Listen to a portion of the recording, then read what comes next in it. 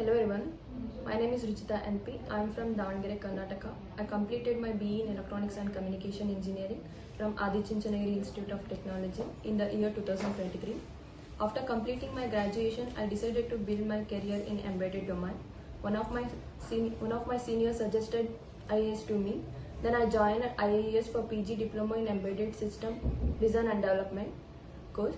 Here I developed my skills in C programming, C++, Python, data structure, and Linux, basic electronics, and ARM Cortex, and LPC 1768 microcontroller 8051, and the CAN I2C UART protocols, which helped me to gain more knowledge on embedded system. Here, trainers are very supportive. Placement team have given me multiple opportunities that helped me to clear my interview with TATA Technologies with package of 5 LPA.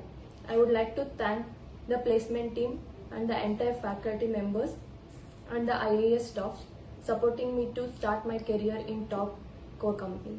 Thank you.